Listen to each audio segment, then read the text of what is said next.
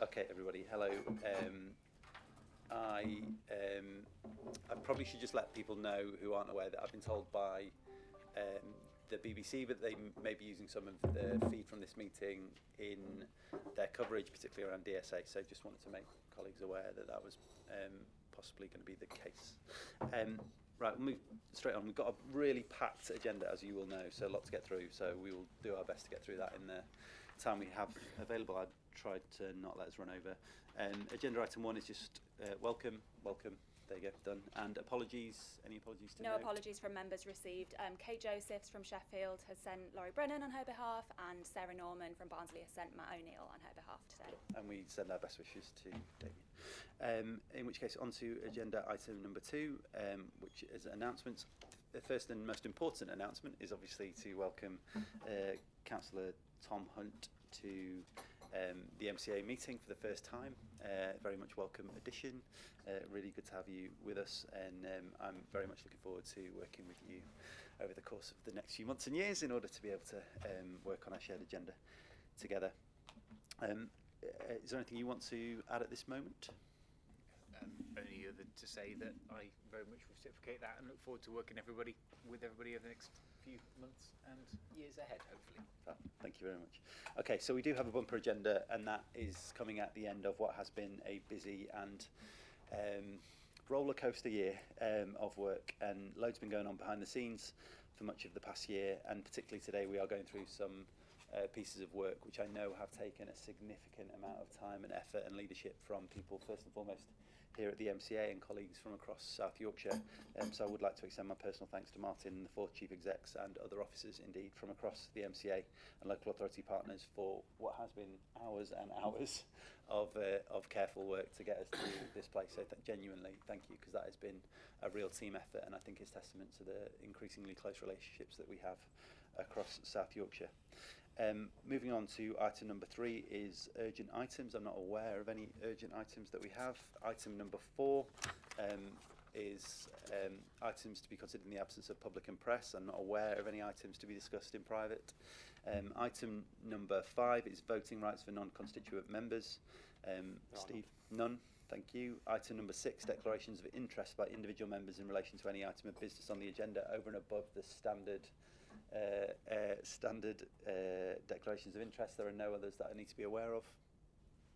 No, thank you very much.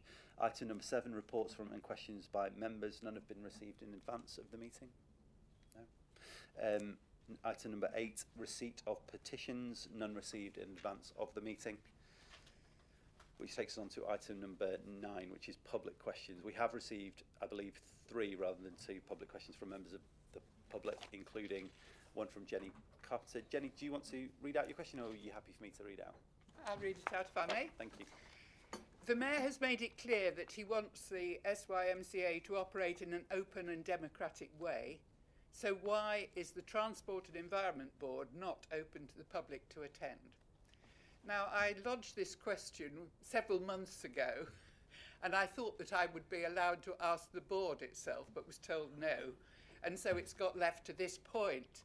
And of course, I now see the agenda for this meeting and see the MCA review and the new governance model, which is going to mean that the Transport and Environment Board is not going to be meeting again. So it seems rather stupid in a way that my question has now come up to this meeting. I would like to take the opportunity, though, to say that I think the general public perceives this body as being, and I'm talking about the whole outfit, not just this board, as being somewhat difficult to fathom. And I think you need all the help you can get in opening ourselves up to the public. I'm not full of lots of bright ideas. I'm aware that, it's complicated for people because they are expected to operate at different levels. They're expected to take an interest in their own neighbourhood. And in Sheffield, of course, we've got the local area committees, which are struggling to find their way and are asking for more powers. And then we've got the councils of the 4 authorities, and then we've got the mayoral authority on top of that. And then we're all aware that national policies affect all of us and restrict what we can do. And you can't expect the ordinary person in the street to get their head round all that. Okay. But it's important to recognise that it is only the mayor, Oliver, who is actually elected, and you have been elected by a really quite small minority of the electorate. And so I think that we've got to have all that awareness in order to operate.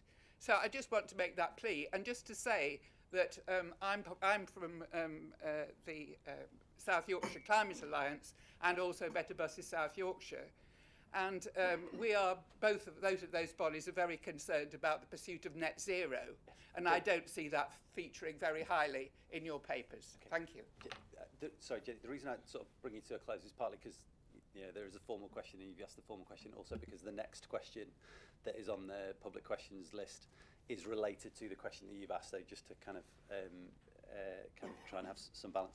So I would say, as you've already mentioned, the papers for today's meeting and the conversations that we'll be having here at the meeting later today, on the basis of the review that we've been engaged in, one of the findings of that and what we will consider today is that the thematic boards, not just transport and environment, but all of the thematic boards will be gone away with, partly because there is, I recognise, a perceived lack of openness and transparency around the way we've been working in the past.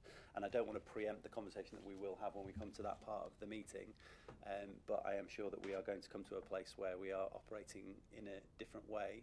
I would also just sort of gently push back a little bit on the basis that, yes, I am elected and I'm directly elected and I'm elected by the people of South Yorkshire and those people who choose to take part in the democratic process, but I do represent all of South Yorkshire, as do my colleagues on the MCA, who are all also elected both individually in their own wards and then by colleagues and work through the democratic processes in their own places. So there is a significant amount of democracy, and democracy is indeed a messy process with loads of different layers, and I understand entirely that can sometimes be difficult for people to engage with in their spare time. The famous quote about, well, particularly socialism taking up most of your evenings being the main problem with it, is something that I think we all recognise. But we are doing our very best to be open, transparent, accountable, not least by taking public questions in this way, having this meeting live streamed and open to the public for anybody who wants to come and attend. But also personally, I engage in a variety of different opportunities to speak to both members of the public, clearly, campaign groups, not least Better Buses campaign and the Climate Alliance and others. So we're doing our very best, albeit I recognise that we are a relatively new organisation with relatively new structures, and devolution and the mayoral model is itself a relatively new process, and we're all trying to do our best to figure out our way through it. So I'm happy to talk to you and engage in this conversation in good faith, as I know you are too. So thank you for your question, and we will carry on the conversation. I have a second question, please, which is from Dr. Ruth Hubbard, which will be read out on their behalf. So Dr. Hubbard has asked regarding item 11, the MCA review and governance outcomes. Firstly, the governance model proposes a buy into a strong leader, thinking including a cabinet-type decision-making roles and powers. At the same time, more powers are gradually being accrued and sought by the mayor and the MCA. This direction of travel should normally be accompanied, as long established in both related statute and all good practice guidance, by, at the very least, a strong and renewed commitment with practical actions on strengthening scrutiny arrangements, practices and impact. What can be done to rectify this shortcoming in the proposals on the table? And then secondly, beyond this minimal democratic requirement to strengthen scrutiny arrangements, what more of the extensive democratic governance agendas and concerns that mobilise large numbers of citizens and communities in Sheffield, the biggest of their kind in the country? It appears that none of the small, rather elite groups consulted for in the review participation championed these issues or saw their relevance and important contributions for the review purposes.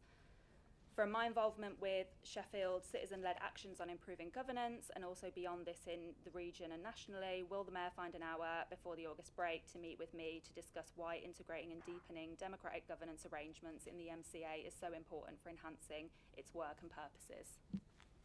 Thank you, and thank you to Dr. Ruth Hubbard for the question. I've already replied to Ruth on social media earlier today, where she reiterated her question, and to a certain extent the answer to this question is similar to the answer that I've just given. But in short, my answer to Dr. Hubbard is yes, of course I would be more than happy to talk to her about improving democratic accountability, transparency. I have made and do take seriously my commitment to being the most accountable and transparent mayor in the country.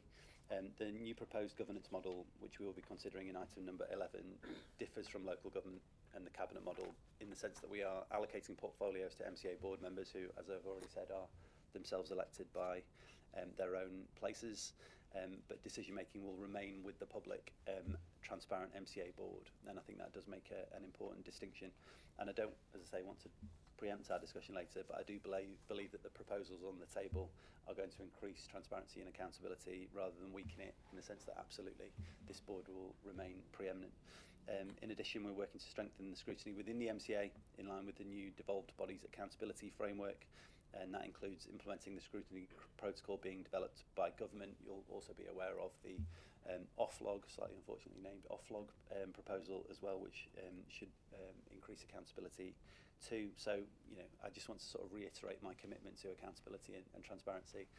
Since I've become mayor, I'm, as far as I'm aware, at least the only politician in South Yorkshire to take a monthly radio show on Radio Sheffield, where I face questions from the public, unadulterated questions from anybody who wants to speak to me.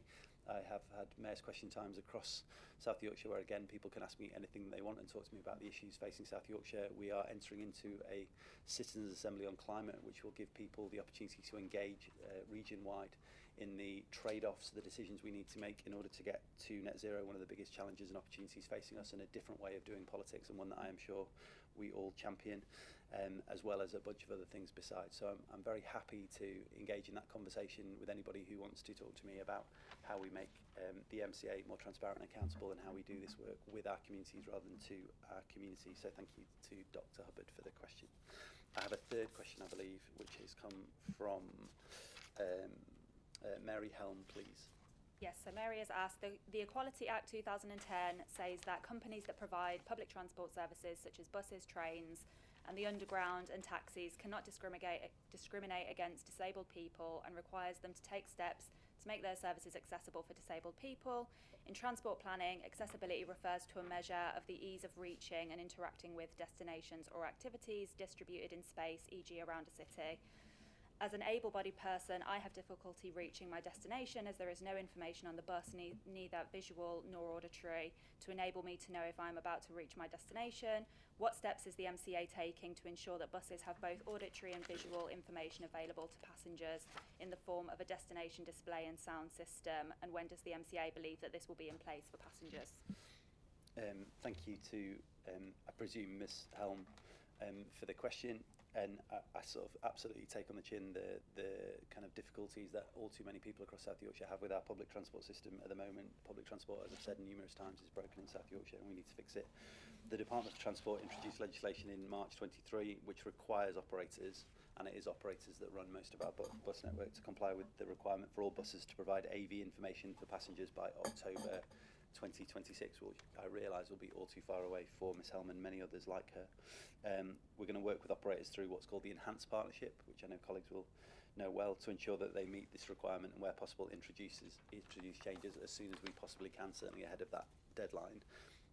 We're limited because of the way that public transport is set up in this country with what we can influence directly, because the bus fleet is almost wholly owned and operated by private bus companies. However, we do recognise that the benefit to our communities of improved AV information is paramount, particularly for those people who have disabilities, and particularly hearing and sight loss.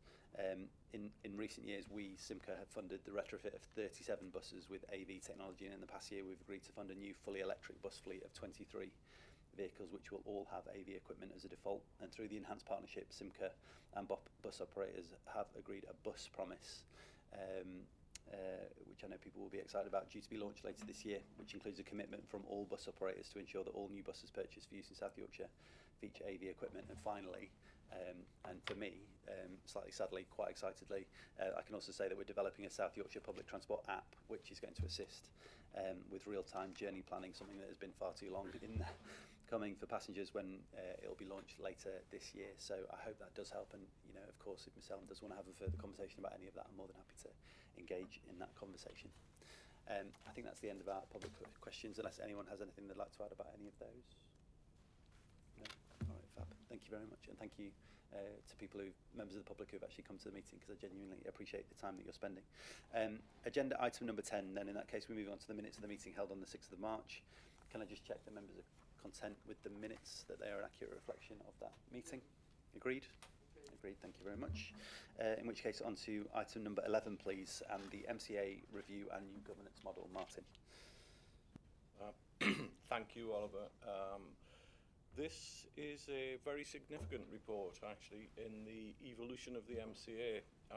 The existing governance and operational arrangements of the MCA have been in place since 2014, and on election last May, Oliver and the leaders asked that we undertake a review of both the governance and the operational arrangements of the MCA to ensure that it's fit for purpose for the next stage of the journey.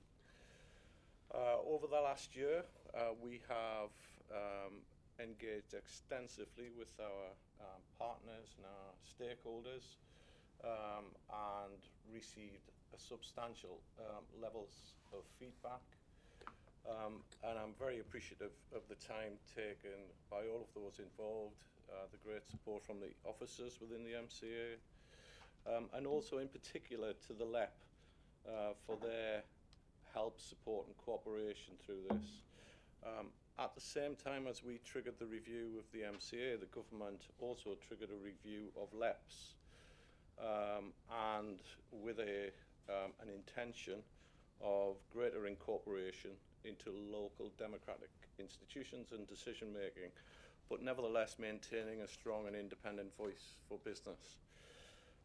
And we believe that the report as set out and the recommendations in the report today do achieve that. The aim of the review is set out quite clearly in the executive summary. It is a long report, so I won't go through in too much detail today, but it is all set out very clearly in the respective sections. The exec summary and the recommendations are drawn from the conclusions of the review, and recommend a number of key steps for the board. Significant levels of operational change have already been made over the last year, and they are ongoing. They are referred to, and some of the details of those changes are set out in the report. And the direction of travel has been charted operationally. Significantly, the report highlights and recommends a new governance model, which is based on, as Oliver has outlined in response to questions this morning, a cabinet model led by the Mayor and the leaders with portfolio policy area leadership responsibilities, which we believe will create greater transparency of decision making. Also, the statutory requirements will both be maintained and strengthened around overview and scrutiny and audit and standards. This model, we believe, will streamline decision making and strengthen the transparency referred to. And moving forward, thanks to the cooperation of the LEP board, the strong and independent business voice will be provided by a new business advisory board and a Mayor's Economic Advisory Council. And again, details of each of those are set out in the report, and there is an individual appendix with those details in. As a result, the thematic boards will now cease, and the final meeting of the LEP board will be in July. And I'm sure that the leaders and the Mayor will join in thanking everyone at the LEP, in the LEP board, and previous members of the LEP board for their incredible work since its inception.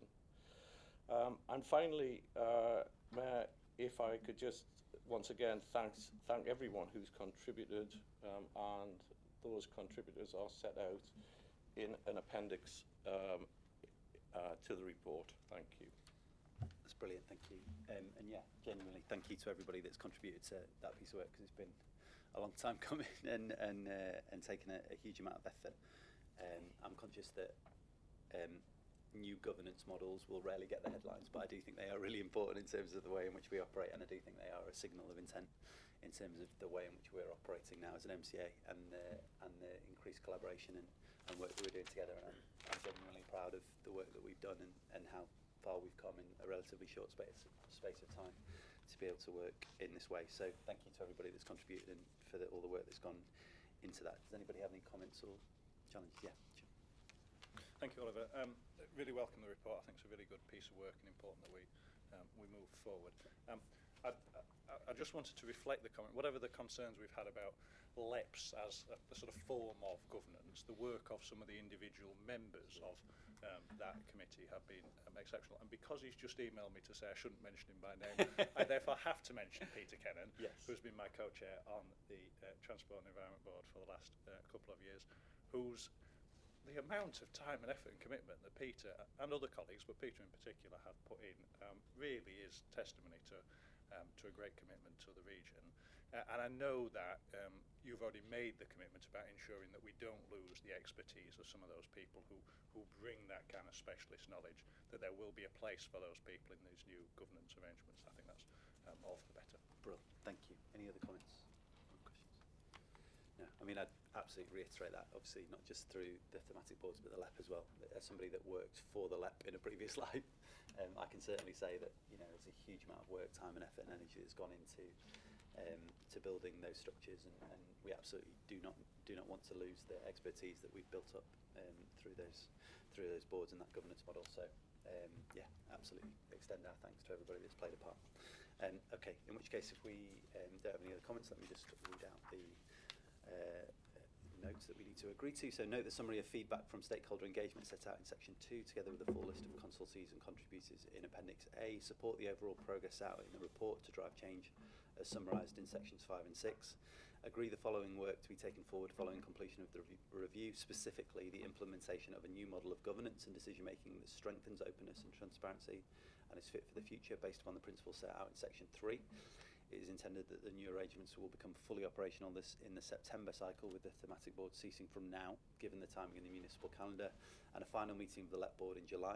Transitional arrangements will be worked up during June and July. If these proposals are agreed, a further report detailing the revised constitutional changes will be presented to the next meeting of the MCA board. Implementation of the new proposals for meaningful engagement of businesses within the MCA structures through the Mayor's Economic Advisory Council and the new Business Advisory Board as set out in section 3 and appendix B. This will ensure a strong independent and local business voice. Development of the prospectus for growth set out in section 4 as an underpinning investment prospectus of the SEP that will proactively promote South Yorkshire to government and private investors to bring greater investment into the region. It will act as a key positioning document to influence government policy, investment and devolved funding and power, sitting alongside the emerging place plans. Taking forward a programme of organisational development that supports the ongoing improvements within the MCA and helps sustain progress improvements in performance and delivery. Note that a revised constitution will be brought to the next meeting for consideration by the board. I hope nobody wants me to repeat any of that, but can we agree that is now taken forward? Agreed? Thank you very much. Perfect. Okay, moving on to item number 12, please, which is the future Police and Crime Commissioner functions, from Martin. Thank you, Mayor. This report outlines discussions that have taken place so far between the PCC and the MCA, and in particular the Mayor and the leaders with the PCC. And it covers the potential transfer of PCC functions to the Mayor from 2024. The report also outlines the policy environment that the Mayor and the local authorities are operating within, and the PCC, and the local authority support for that transfer as described. It also notes a letter sent by the MCA, the members and the PCC to both the Secretaries of State for Home Office and DLUC.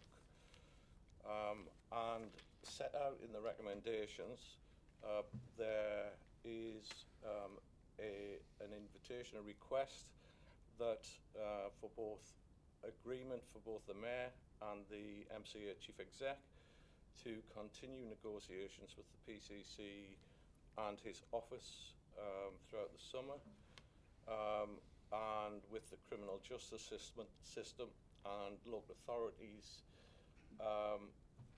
and also with victims and their representatives and the VCSE partners of the PCC and that we work with throughout the summer, and that a consent to the order will be sought from the MCA and the local authorities in the autumn from the respective Secretaries of State. Thank you, Oliver. Thank you. Does anybody have any comments or questions about the PCC? Okay, I mean, I would just note that we are clearly kind of moving through a new phase of devolution, and whilst there is a long way to go on any of this work to be done with the PCC and the potential integration with the Office of the Mayor, I do think that the general direction of travel is a good one for South Yorkshire, in the sense that the more we can align priorities and plans to be able to make sure that our communities get the best from each of those individual roles, the better it will be for the whole of South Yorkshire. So I'm very much kind of like a supporter of the direction of travel, and look forward to seeing where we go with that piece of work. In which case, can I please just read the note which says, this paper sets out the above, the policy environment, and invites leaders to note that a joint letter from the Mayor, MCA leaders and the PCC will be submitted to the Secretaries of State for the Department of Levelling Up, Housing and Communities and the Home Office to request that government officials work with South Yorkshire officers to draft legislation to allow decisions to be made in the autumn. Agree that the Mayor and the MCA Chief Exec will continue negotiations with the Home Office and DLUC officials through the summer. Agree to a period of engagement with police, crime and criminal justice system partners to scope and detail a project plan. Agree to a period of engagement with local authority members, victims and their representatives and VCSE partners. Agree that the MCA board receives an update on progress during the summer, and note that the timetable included in the decision to consent order will be sought from the MCA and local authorities in the autumn. Is everybody okay with that? Yes. Thank you very much. Okay. In which case, we move on to item number 13 from Steve, which is corporate governance update, and that is a summary of key corporate governance activities during the last year, and brings together the key documents that demonstrate our commitment to good governance. Thank you, Steve. Thank you, Chair. As the Chair just said, this is the annual corporate governance update report. It's got 4 parts to it. Firstly, the report presents the Code of Corporate Governance. The code demonstrates how SIMCA governance arrangements meet the SITFA code and principles of good governance. The code has been reviewed and endorsed by the Audit Standards and Risk Committee in March. Secondly, the report asks for approval to the draft annual governance statement for publication with the statement of accounts. The statement follows a review of governance undertaken earlier in the year. This has led to the development of the Governance Improvement Plan.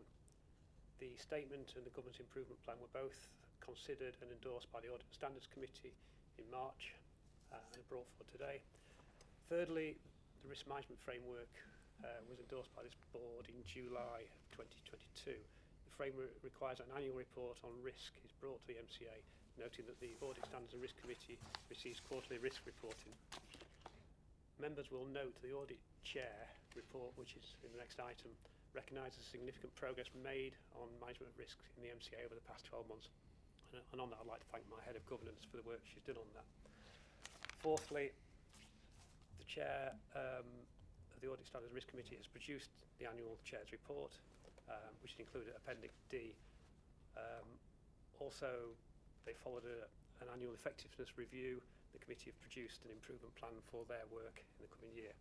Board members are asked to consider the report, and I'll open it up for any questions. Do I have any questions or comments?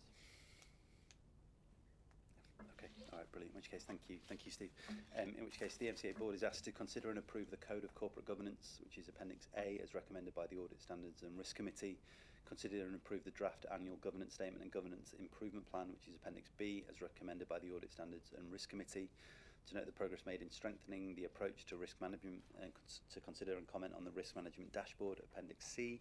To consider the Audit Standards and Risks Chair's annual report, Appendix D, and the action plan at Section 6 to address the findings of the Audit Standard and Risk Committee Effectiveness Survey. We all agreed? Yes, perfect, thank you very much. In which case, can we go on to item number 14, please, which is nominations and appointments from Steve. Thank you, Chair. This is the annual report following the elections on nominations and appointments to the board of the MCA. We've now received most of the nominations for the Audit and Risk Committee, the Overview and Scrutiny Committee, and they're in the appendix, and we'll keep working with your Democratic Services teams for the final nominations. Equally, additionally, the report updates on the Transport for the North nominations, and we have some vacancies available to us for members of your own authorities, which again will work with your Democratic Services team to see if there are any nominations to be brought forward. Otherwise, just any questions and report for information. I feel like a vicar. Any objection, speak now or forever hold your peace. No. Okay. No. Okay, all right. Thank you very much. I'm afraid there's no going back now. You're all locked in. No escape. Members are therefore asked to note the appointment of second rotational member appointments required to ensure the authority has a majority of constituent members, approve the elected member nominations for the Audit and Standards Committee, approve the continuing appointment of the existing 2 independent members for the Audit and Standards Committee pending a new recruitment process, approve the elected member nominations to the Overview and Scrutiny Committee, approve the appointment of Mayor Oliver Coppard, me, not in the third person, to the Transport for the North Board and subsequently to the Rail North Committee and Transport for the North General Purposes Committee, approve the appointment of Councillor Chris Reid as substitute member for the Transport for the North Board and subsequently General Purposes Committee, endorse seeking 2 Transport for the North Scrutiny Committee members, endorse seeking nominations of 1 member to the Transport for the North Audit and Governance Committee. Are we all agreed? Yes, thank you very much. Okay, in which case, moving on to item number 15, please. Development of a Northern Pan Regional Partnership from Andy. Thank you, Chair. Good morning, everyone. The government set out their intention to establish a Northern Pan Regional Partnership, which effectively formalises a series of existing informal arrangements at the northern level. In essence, a Pan Regional Partnership is expected to continue to build the evidence base at the northern level, bring together bodies like the Transport for the North, subnational transport body, and align that with economic development thinking, build collaboration on opportunities that we should be working together at the northern level on, for example, our innovation assets, and work together on trade and international promotion at the northern level. The paper therefore sets out a number of principles at 2.3, which is page 97 of the report, that would guide that future pan-regional partnership engagement, and those include making sure that South Yorkshire's political, business and academic input is clearly represented, that the work of the pan-regional partnership is docked into the MCA board and appropriate advisory boards, and also key that any new body should have legitimacy and buy-in across the north, but it does not in any way detract from the MCA's delivery role or its ability to set its own policy and strategic direction. So really that takes us through to the recommendations, which are in essence noting the direction of travel on all of this, those principles are set out at 2.3, and that the MCA executive team expects to be working with partners in the north on the development of it over the summer. Thank you, Andy. It's probably worth me just saying from the outset, I'm genuinely both optimistic and interested in the development of that pan-regional partnership. I do think that the more that we can work across the north, work collectively together. I certainly have close relationships with clearly Tracy Brabin, Andy and Steve across the north, and working collectively. I think we've done a huge amount, for instance, on TPE, but the more that we can work together alongside local authority partners, the private sector and the third sector to shout about and advocate for the north, the better. So the development of that pan-regional partnership, I think, can only be a good thing, and I look forward to seeing the proposals. Does anybody have any other comments that they would like to add or questions for Andy? Thanks, Oliver. Fully support the concept of having something across the north which clearly gives it better representation and influence over government. But therein lies the rub. The north is not 1 or 2 places. The north is the north, and therefore on this body there needs to be representation from across the north, because there are different interests and different needs across the north, and it's important that they don't get forgotten in any conversations that's going forward. I have to say hitherto that has largely not been the case. So there is an opportunity for this new body to ensure that representation is made and those different needs are taken account of when developing strategies or having discussions with government about what the North should do going forward. If it does that, then it's every chance of being successful. If it doesn't, then to be honest, as I say, one or two places might benefit, but the rest of the North will simply find themselves left behind again. And the lifetime of this body may not be as long as some people think it is. Thank you. Fully take that on board, and I think I'll take that as a prompt for Anna. So any influence you can have absolutely, over the individuals absolutely. I accept the challenge to make sure that South Yorkshire has a full and visible and active role in that body and plays a leadership role in the formation of it, so that we can make sure from the outset that we are stitched into the priorities of that pan-regional body, because I think you're absolutely right. South Yorkshire has to have a loud voice in as part of any pan-regional Northern Partnership. Any other comments or questions, either for Andy or anything else? No? Okay, in which case we are asked to note the government's intention to establish a formal Northern Pan-Regional Partnership, consider and endorse a set of South Yorkshire governing principles on which engagement on the development of a pan-regional partnership will be based, and note the work being led by the NP11 to determine the future PRP arrangements and the intention of the MCA exec team to engage in its development. We all agreed? Yes, okay, brilliant. Thank you very much. In which case, can we move on to bus services update, please, from John and Tim? Yes, thank you, Oliver. Tim is going to introduce this item. Thank you, Chair. So, want to give board members an update on the latest position on bus funding and bus services in the region. Members will be aware that for some continued period of time since the start of COVID, we've been in receipt of various funding sources, which has provided some level of stability to the bus network, but has been paid on a very short-term basis and has allowed us to only therefore take short-term decisions. More recently, we now have had confirmation of a longer-term funding package from the Department of Transport, and that's given us some commitments now through till 2025. Given the nature of that funding position and given the nature of local resources available, this paper is recommending that we undertake a very short-term focused exercise to look at confirming our priorities and making sure that we award contracts and services which best protect the interests of residents in South Yorkshire. In order to do that, we need to defer contract awards and any changes of any significance through till September of this year and provide some short-term stability to allow us to make an informed decision. The recommendations of the paper set those points out in detail, and happy to take any questions from members on the points raised. Okay, thank you. I think I probably just initially want to say from the outset that whilst I welcome on behalf of South Yorkshire any funding that comes into the region to support bus services and public transport more broadly, the level of cuts that we are now facing as a result of the funding that has now been decided by government are a disgrace, and they are a huge challenge to this organisation in dealing with that challenge, but also most importantly to our communities in facing the cuts that will result to services.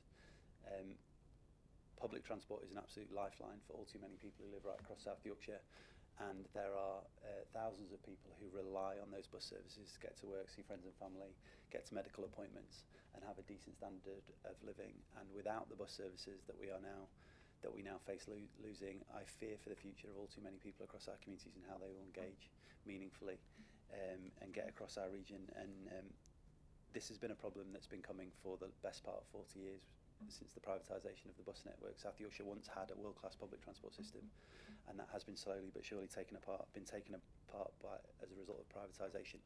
And we will do everything we can to protect whatever services we can and make sure that people have bus services across South Yorkshire, but I fear for the future if this is the level of funding that the government are committed to.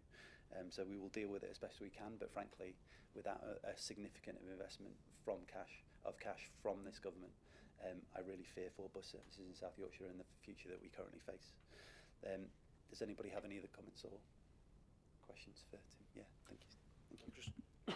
Just in echoing your comments, Oliver, I think it's worth saying that whilst you're right that the long-term problem has been coming for 40 years, the short-term problem has been coming for the last 18 months, 2 years, during which time the government have repeatedly let us down on funding, South Yorkshire in particular. If you look at the funding arrangements that have gone in place for other regions, our neighbours in West Yorkshire and Greater Manchester, and in other parts of the country, receiving tens up to £100 million plus of additional government funding. So like any money is better than no money, but even to continue the level of support that we have had over the last few months would have meant more than twice as much money over this period of time. So we are left with impossible decisions to make about which services we can support from the public purse, despite the fact all the councils have put additional money in again this year to support bus services. But the government has clearly let us down, and that impact will be felt later this year. The paper's quite right in buying us some time in order to make the best decisions that we can, but we ought to be really clear about where these problems originate from, and they originate from the government in Westminster. Agree, absolutely, wholeheartedly agree. Thank you, Chris. Any other comments? Ross? Thank you, Oliver. The amount of funding that South Yorkshire's been given is not only disappointing, it's letting down our most vulnerable people. We cover rural and urban areas. We've got people living in rural areas now that have no means of transport. We've got many areas of deprivation, and the funding that we've been given is far too little to actually help grow, and levelling up cannot even be talked about when funding such as this has been delegated to South Yorkshire. So I wholeheartedly support challenging government on the funding that's there. And I understand, you know, some money is better than none. However, what we're doing is letting down the most vulnerable, and we're in areas where very few people have alternative means of transport. Thank you, Rose. Any other comments? No. Okay, thank you very much. In which case, I'm afraid we have to note and agree that we confirm our support to defer any significant detrimental amendments to the bus network fares and concessions initiatives to allow more considered decision making on the use of available funding. Note that a temporary deferral of any changes will incur some costs, but these should be managed within the constraints of available funding. Note the award of temporary contracts through to September to maintain the network as it is, pending the review of service requirements. Note that MCA officers will engage as a matter of priority with local authority transport colleagues to ensure that final decisions on bus network changes and or amendments to fares and concessions take account of local services, support a proposed further bus network service change at the start of September to implement decisions made as a result of this process. Are we all agreed? Yes, okay, thank you very much. And thank you, Tim and John. In which case, item number 17, please, which is Statement of Accounts Update from Gareth.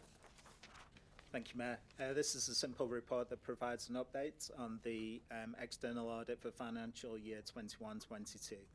The report notes that whilst the auditor has confirmed that he expects to issue an unqualified opinion with no matters to report on value for money, we now expect the audit to finish around 6 months late. So we expect to be able to issue the final audit report to the board in July. The Audit Standards Risk Committee have been kept apprised of this situation, and we have made representations to the public sector audit appointment body who managed to contract on our behalf. So the audit is coming, but it is late, I'm afraid. Any comments or questions for Gareth? No, all agreed. In which case we note the update provided. Thank you very much. Item number 18, please, which is the financial year 2022-23 outturn, again from Gareth, providing a summary of the financial position as at the outturn of financial year 22-23. Thank you, Mayor. This is the budget outturn report that sets out where we ended up at the end of financial year 22-23. A couple of points just to note. So we achieved the highest levels of capital investment that this authority has managed since its inception in 2014. So over £110 million worth of capital investment into our communities. So some really good schemes within that. However, we do still face challenges in delivering against the sheer quantum of capital opportunity that we do have in the region. And we have implemented a number of changes to try and increase our delivery capacity.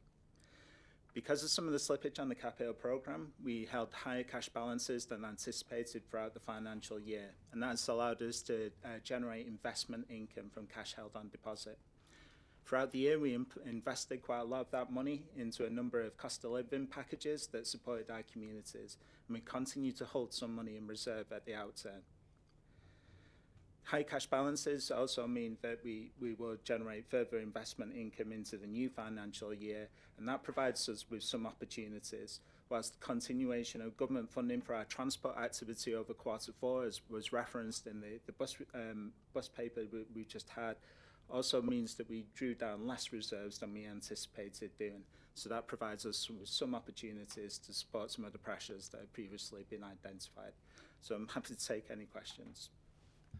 Thank you, Gareth. Any questions or comments from members?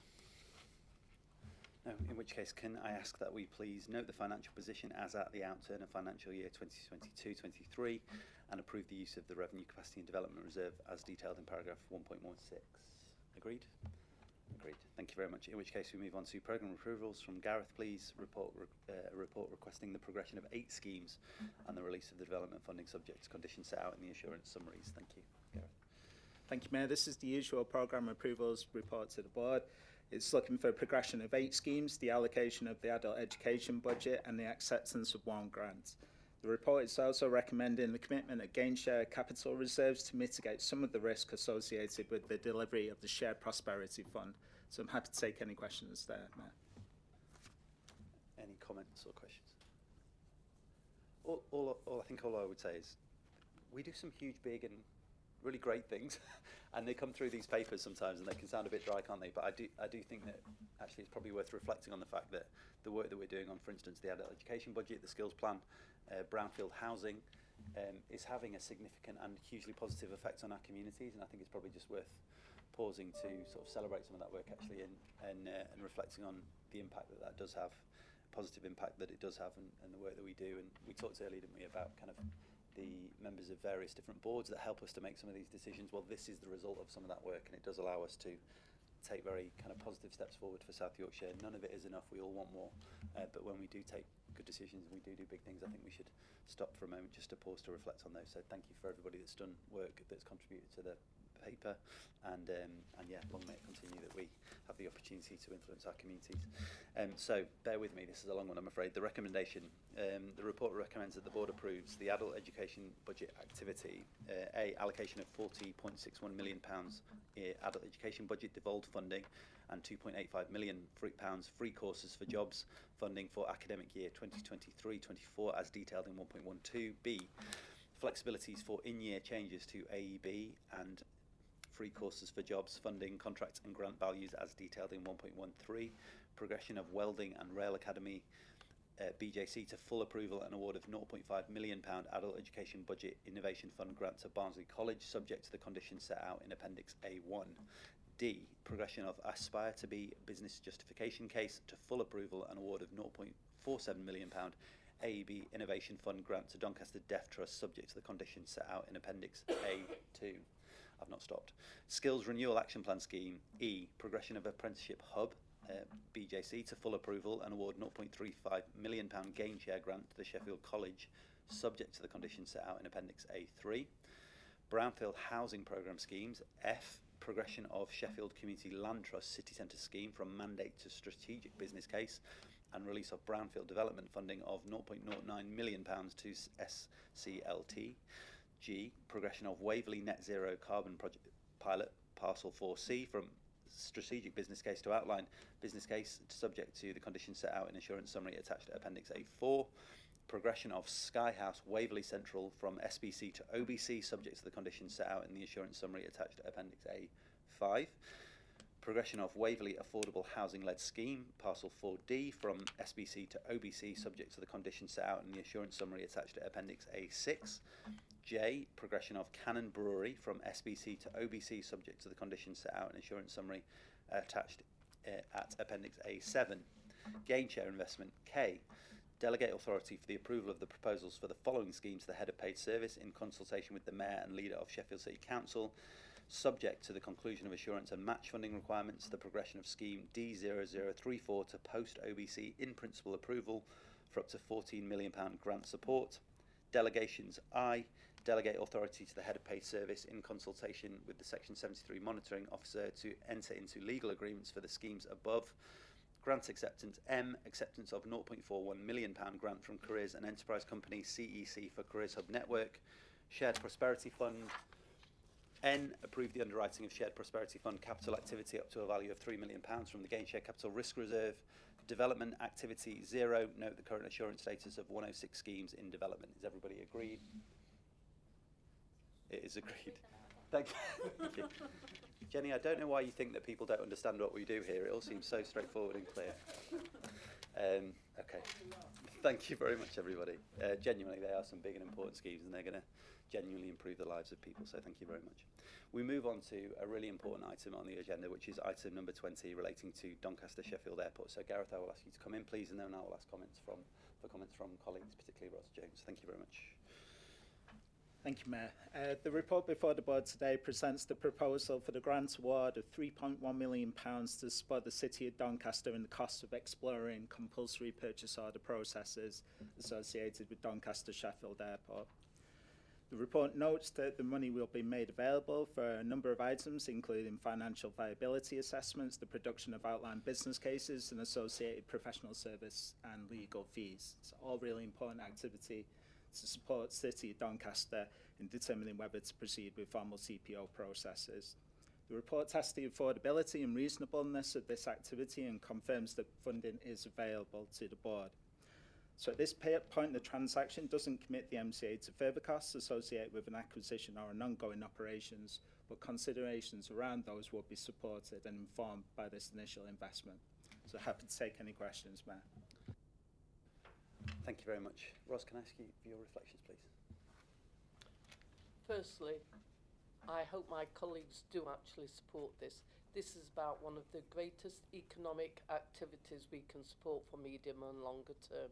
And it's not only Doncaster, it's for the whole of South Yorkshire and beyond. And any city needs such as this in order to grow economically and drive forward an inward investment coming forward. So I'd ask each and every one to wholeheartedly support this.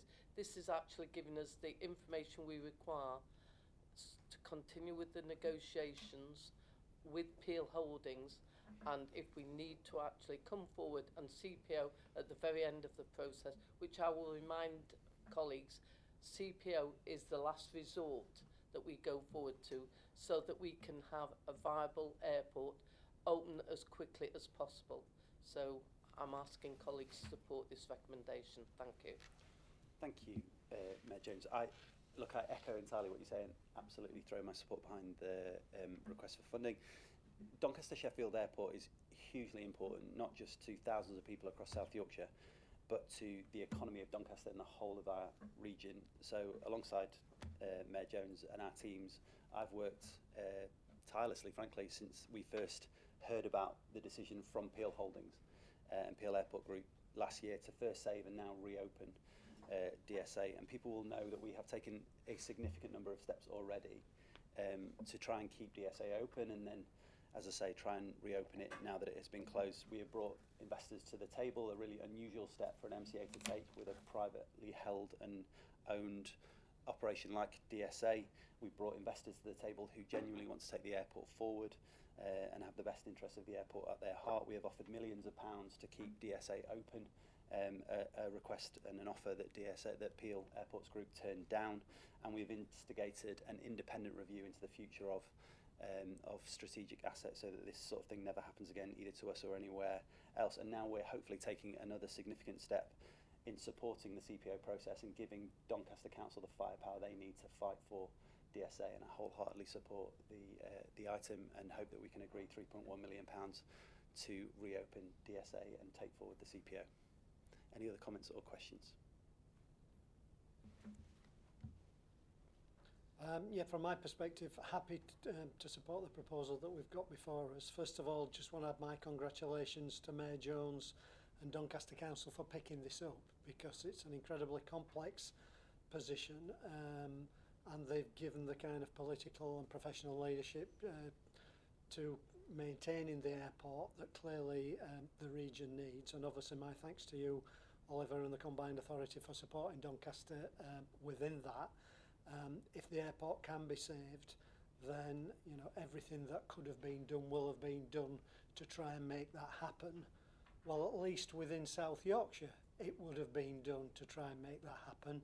Sadly, it appears nationally the government hasn't given us the support that we might have had, and I would hope government will reconsider that in the light of the Prime Minister's priorities to get economic growth going again, and grow the economy and get the tax receipts that the country so desperately needs to make sure our fiscal position is much better. So with the support for Doncaster and Mayor Jones and obviously the report, I think it's incumbent on everyone who has influence over the government, particularly those from within their own domain, are doing everything they can to try and change the government's position on this, because it would be a whole lot easier to save the airport if that was the case. Thank you.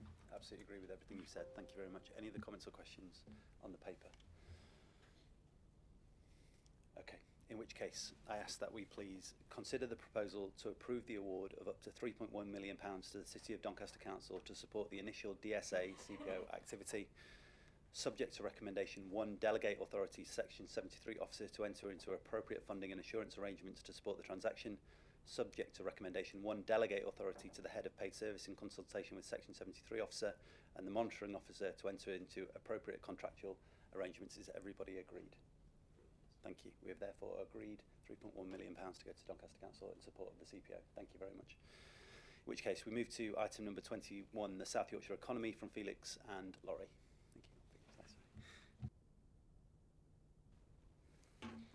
Thank you, Mayor. Good morning, everyone. You've received a set of a paper from us which summarized the economic position at the time. I've got a few slides that I'll run the board through right now just to present the latest position. In tried and tested Downing Street style, the slides are being controlled from elsewhere, so I'll keep saying next slide, please. Just bear with me. So next slide, please. We'll start with the macroeconomic position. The general story for all these slides is that it seems that most of the indicators have stabilized. For some of them, we've even seen some improvement, but where they have stabilized is still at quite a difficult high position, and so the economy is facing some tough headwinds. But hopefully, this will begin to ease in the period ahead. So the first slide you can see there is on inflation. Inflation is currently about 8.7% in the UK. This is obviously much lower than the more than 10 towards 11% that we've had earlier on. But this masks the fact that other comparable nations currently have inflation rates much lower than us. So the picture there doesn't give you the full position to the right, but it should say the Eurozone is currently at 7%, the US just over 4%, Japan just over 3%. So our current 8% is still quite high, albeit an improving situation. The expectation is that by the end of the year, inflation would have returned to somewhere around 3%, but that is still in some doubt, depending on what happens with some of the global situations we're facing. On the next slide, moving on, inflation is made up of quite a number of component parts. And this slide, even though it seems a bit messy, is just to give you a sense of what is driving the situation that we currently have. Interestingly, housing and energy prices have fallen quite significantly from their peak earlier in the year and late last year. And the expectation is that that will continue to happen. Transport inflation is also eased off quite significantly, mainly with diesel and petrol prices continuing to fall, although the news overnight from OPEC suggests that that might not remain the case for too long. On the other hand, food inflation is rising and rising very strongly. Alcoholic beverages and communications, these continue to drive inflation in the UK, and it's not clear yet the extent to which they will remain the case. What is important, though, is that those key factors, like food especially, affects a key part of the cost of living pressures that people are facing. Once that is stripped out, the situation is probably not as bad, but obviously you cannot strip food out, and people on the lowest incomes face that the hardest. On the next slide, we can see that interest rates are continuing to rise quite strongly. The forecast suggests that this might ease off after the next Monetary Policy Committee meeting later in June, but there is currently no serious forecaster telling us that we'll go anywhere near where we were before this crisis began over the next year or so. So we might level off somewhere around 3% over the next 12 months. Now, this is quite important because it affects house prices significantly. It affects people's savings and borrowing rates. We can already see what is happening to house prices. A lot of mortgages being taken off the market because they are no longer competitive. This is not just a UK issue. A lot of banks are being cut out. We heard about Signature Bank and Silicon Valley Bank who were exposed. American housing market is cooled off quite significantly, even though their housing market is quite different with Freddie Mac and Fannie Mae and all the activities they've got there. On the next slide, economic growth, we are, to all intents and purposes, in a situation of stagflation. Inflation is quite high.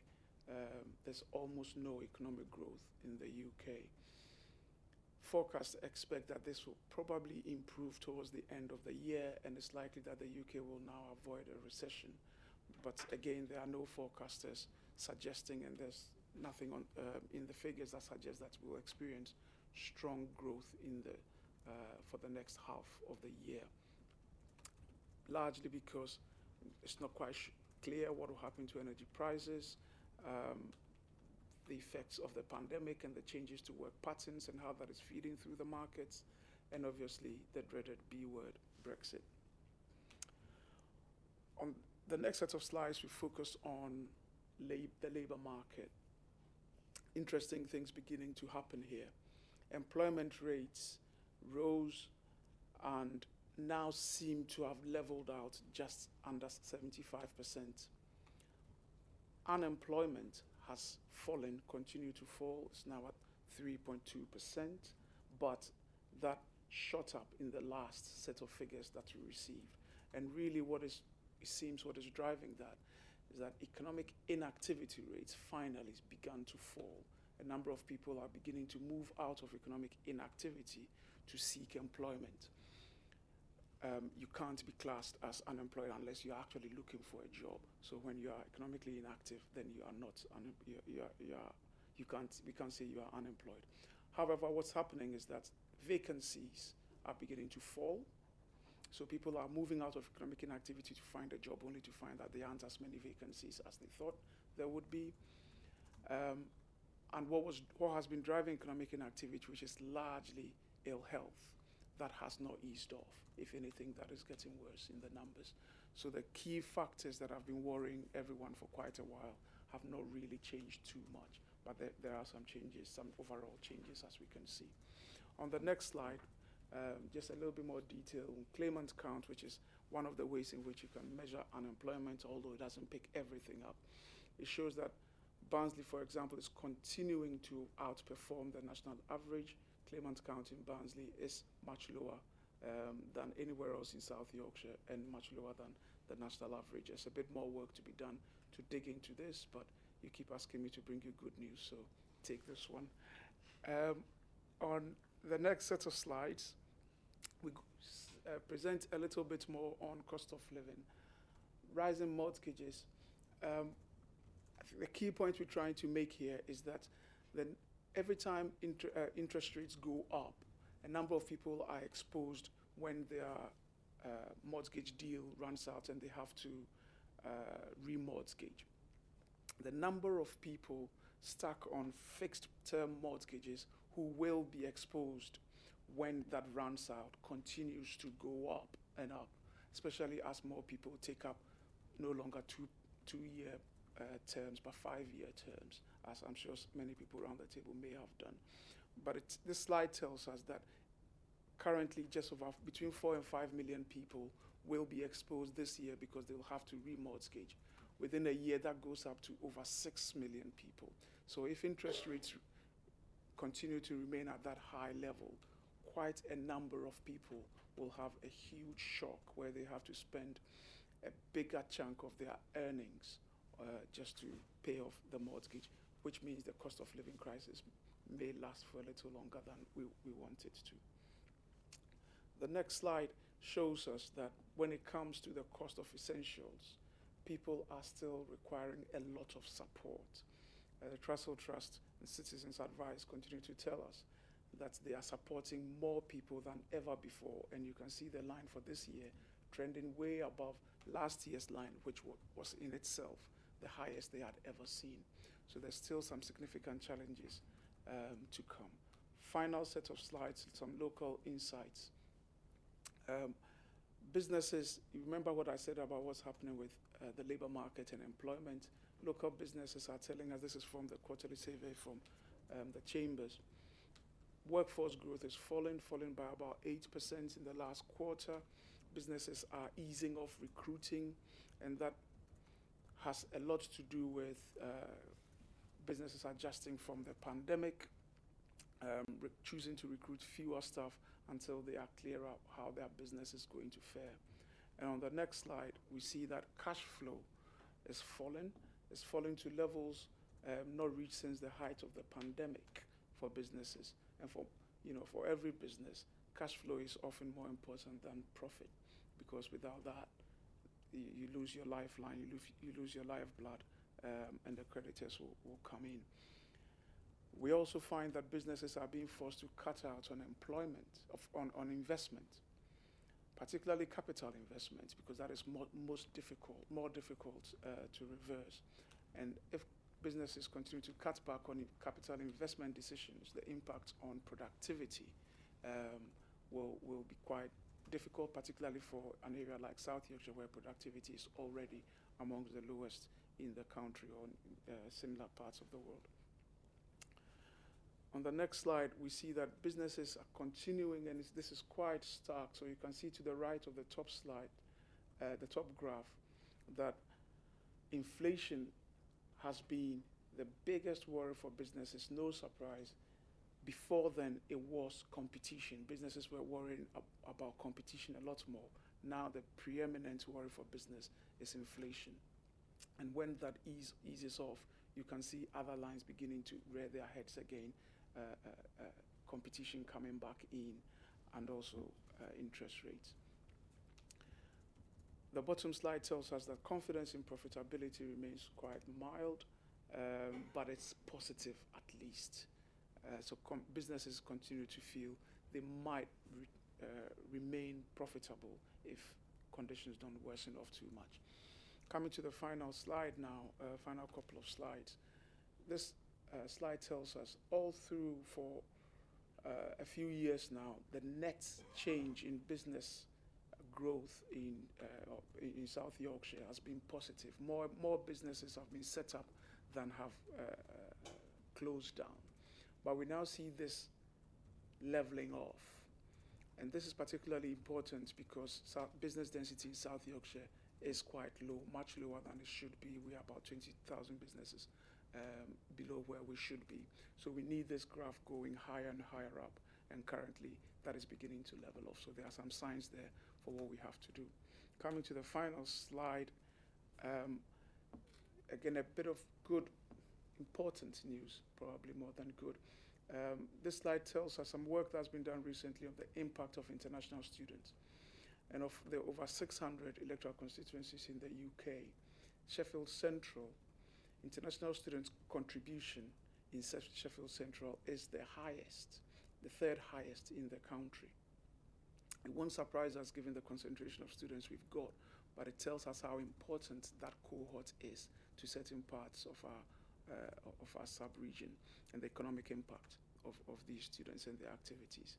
Very final slide is a summary of the key indicators, and as I said, it shows us that since the end of the last quarter up till now, quite a lot of our headline indicators are telling us that we may have turned the curve, but it's a bit too early to say that we are in the clear and the economy is going back to its buoyant self, a number of years ago.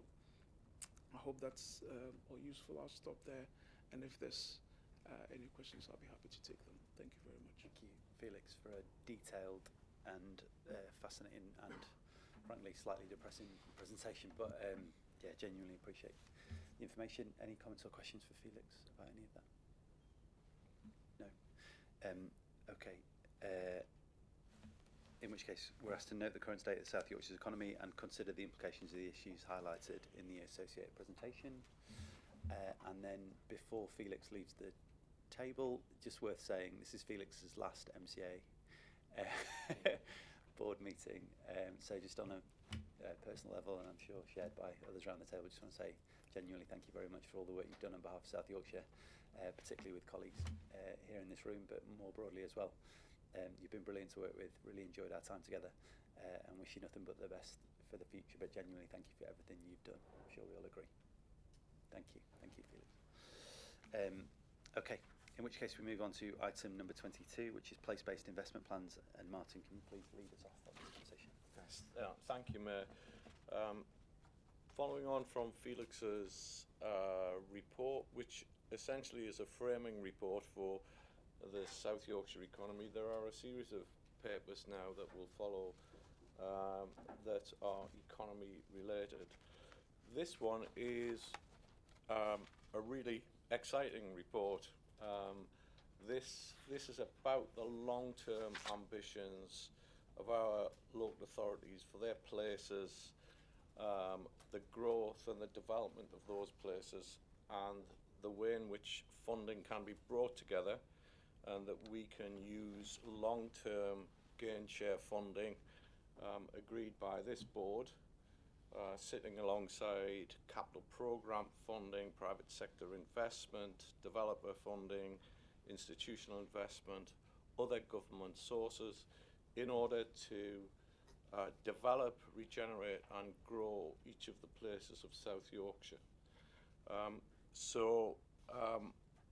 This genuinely is an incredibly positive and exciting report with place plans that have taken a great deal of time by each authority, care and consideration to identify for respective communities, town centres and the individual places the growth, regeneration and development needs.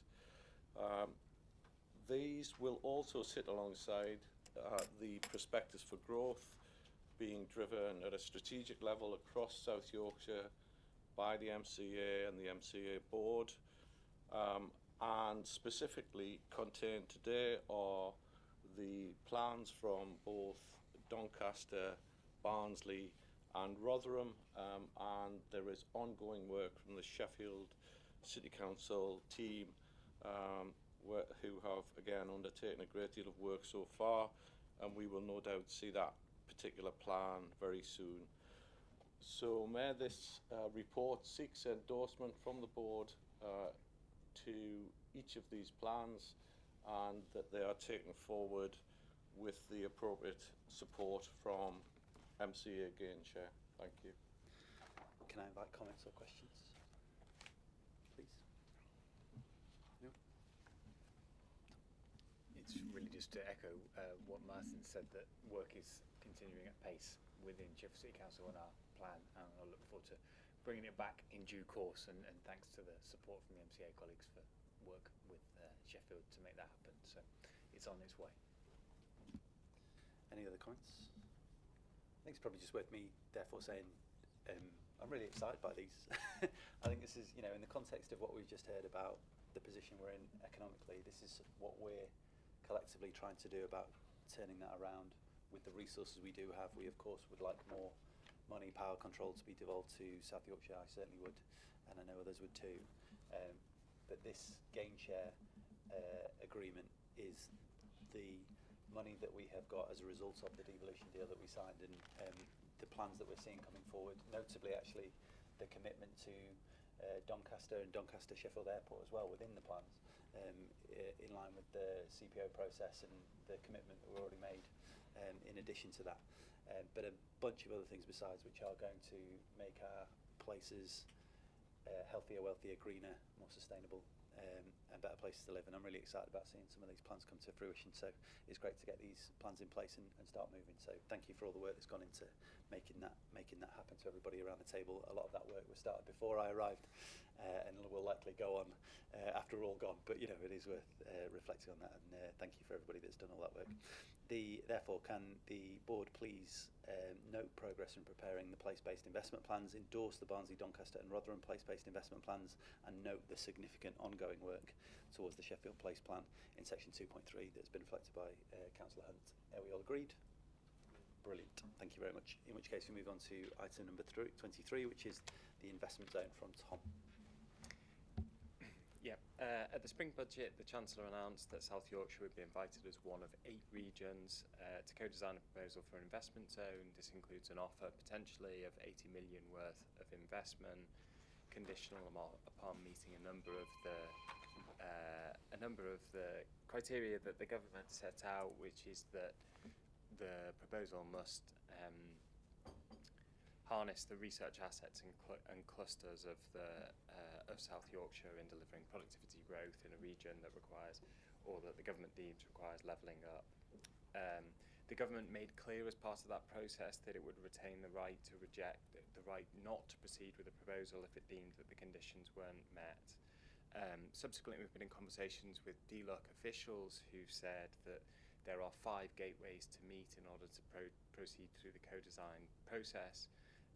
They are on the vision statement, the lead sector and geography, the interventions, governance and delivery. And officials from DLUC have also set out that they want to progress through those 5 gateways by July recess, so in very short order. So as part of this paper, given how tight the time frame is and the fact that we will need to make decisions before the next MCA board on the 31st of July, the MCA is requesting delegated authority of decision making, conditional on all information passing through a growth working group with channels to inform all leaders at all stages. Brilliant. Thank you, Tom. And just worth reflecting on kind of, again, the work that's gone into getting to this point. It is no easy endeavour to respond to government timetables and co-design as we are with government. And just worth picking up your point, I think, about the fact that we have essentially been given the opportunity to develop an investment zone rather than an investment zone. I know these things get a bit conflated sometimes when the press and government talk about them, but essentially we have to show that we can do this and do this well before we will actually be given the chance to develop any ideas further. And I think that the work that's gone in and the way that we're working collectively across South Yorkshire to develop those plans is testament to the strong relationships and commitment to delivering on the government's investment zone plan that we now see across South Yorkshire. So I'm really excited about seeing these plans move forward, but I know it's not easy, and so I thank everybody that's committed to making that happen, and I look forward to seeing where this goes from here, because I think this could be genuinely quite significant for the economy of South Yorkshire and jobs and growth that I know we all want to see. Does anybody have any other comments or questions for Tom or about the investment zone proposal? No? Okay, all right, brilliant. In which case, thank you, Tom. Can we please note that the tight timescales for developing the investment zone proposal and agree to delegate decisions to the MCA statutory officers to progress through the outline development stages in consultation with the Mayor and local authority leaders? All agreed? Brilliant, thank you. In which case, we move on to the South Yorkshire Local Visitor Economy Partnership, the LVEP, from Andy again. Thank you very much. Thank you, Chair. Morning all again. In July 2022, the government invited Nick Dubois to undertake a review of how destination management and marketing is done across England. That review came back and said that it is complex, fragmented, and doesn't work. And that's at the national level, the regional and local levels. Government supported pretty much all of the recommendations that the independent review made, which included proposals to establish things called local visitor economy partnerships at the sub-regional level to bring together authorities and destination management and marketing organisations more effectively. This paper, in essence, is our response to that, and the proposal set out in the paper are a response to that. which are to establish a local visitor economy partnership at the South Yorkshire level, with the lead applicant being Sheffield City Council on behalf of the South Yorkshire, and for us to establish a South Yorkshire destination management plan, which is in essence what that local visitor, set out what that local visitor economy partnership will do and how it should be set up and governed. So that's the proposals within it. The paper sets out a few potential areas that that local visitor economy partnership would work on, including getting our data insights and sort of evidence base in the right place, looking at major events programming and planning, and making sure we have strategic relationships with funders like Visit England and DCMS. So the paper sets out a number of recommendations which implement those proposals. Thank you, Andy. Does anybody have any comments or questions for Andy? I mean, for what it's worth, I think South Yorkshire has not punched its weight, and when it, and there have been a variety of reasons for that, and I think we all look forward to making sure that this works for us and absolutely allows us to celebrate all the great stuff that's going on in South Yorkshire and allow the rest of the world, quite honestly, to understand just how great we are as a region. Thank you, Mayor. I think South Yorkshire visitor economy could and should be a growth area. We've got a fantastic area that's covered. We've got both rural and urban, and therefore developing this as a growth economy is the right thing to do across the piece. Thank you. I'm also pleased to see that this report has come at the same time as we have been able to make some significant strides in relation to Doncaster Sheffield Airport, because I've got no doubt that those two things go hand in glove.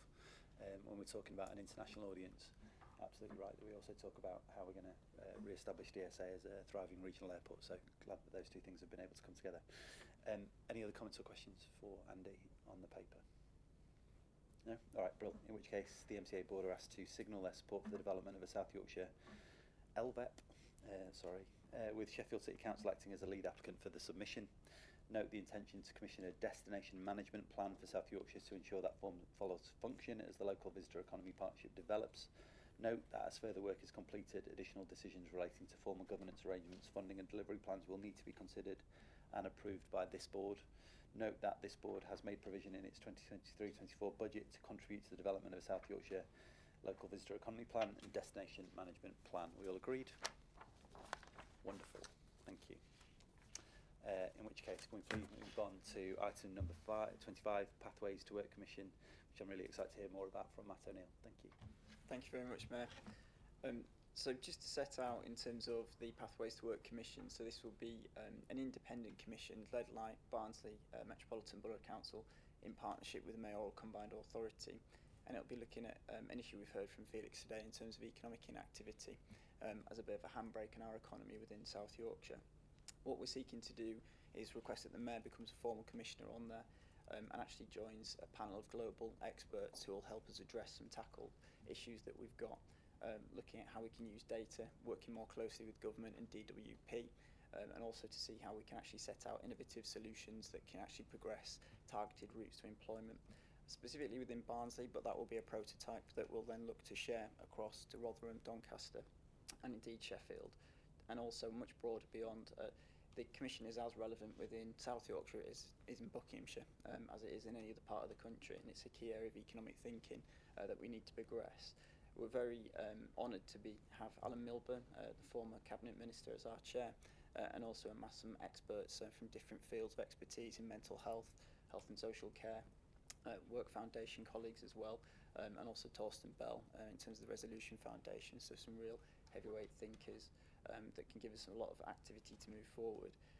What we'll be seeking to do is to run the commission over the course of the next 12 months, kicking off in early July with an Outturn report in the end of July 2024, seeking to commence the programmes directly thereafter. So happy to take any questions, Mayor. That's brilliant. And just my own personal reflection is I'm just hugely excited about kind of the work that you're doing, and I think it's really important. Worklessness, particularly involuntary worklessness, is a huge challenge for South Yorkshire, and the work that you're doing is hopefully going to lead us down a path which is going to enable us to come up with some solutions to those problems. I was actually with a bunch of local government leaders over the course of the weekend, and they were talking to me about the work they'd previously been led by people in Barnsley around the Future Jobs Fund. Barnsley's previously led the way on this piece of sort of work before, and so to see that, you know, we're coming back round to trying to find new solutions for the problems that we face today, I think is a brilliant thing for South Yorkshire. I'm really pleased to be part of it, alongside some great thinkers who are going to be brought to the Commission. So that is really welcome news. So thank you very much. Any other comments or questions about the piece of work, Tom? Yeah, thank you. I was just going to add my congratulations to Barnsley for leading this piece of work, because I do think it will provide some really useful learning for the rest of South Yorkshire, but also across the country. And as we just heard a few moments ago, there are some serious labour market challenges now and going forward, and so this piece of work, I think, is invaluable and will be invaluable. So I look forward to seeing how it progresses and seeing what the outcomes are, and then learning from them. So yeah, congratulations. Bro, thank you. Any other comments? No. In which case, please can we agree that, note the purpose and makeup of the Commission, note the Mayor sitting as a full member of the Commission, providing a wider South Yorkshire perspective and championing the Commission's findings with central government, note the opportunity to apply the learning from Barnsley to South Yorkshire as a whole and scaling up potential solutions which emerge through innovative pathways to work programmes. Can we all agree? Brilliant. Thank you very much. In which case we move on to the final agenda item, which is item number 26, Delegated Authority Report from Martin. Thank you, Mayor. This is the regular report which is brought to MCA Board, which tracks and sets out the details and stages of decisions made under delegated powers and authority from the Board to exec officers of the MCA. So thank you, Mayor. Brilliant. Any comments or questions? No. In which case, prematurely close my papers. This paper updates the Mayoral Combined Authority on decisions and delegations. Sorry, you've done that. The MCA Board notes the decisions and delegations made. All agreed? Brilliant. Okay. Thank you very much, everybody. That was a packed agenda and some really important decisions which are significant, both in terms of the quantum themselves, but the impact they're going to have on our community. So thank you, everybody, for the work that's gone into that. Tom, thank you for your contributions. Welcome, and we'll see you all again in a couple of months. Thank you very much.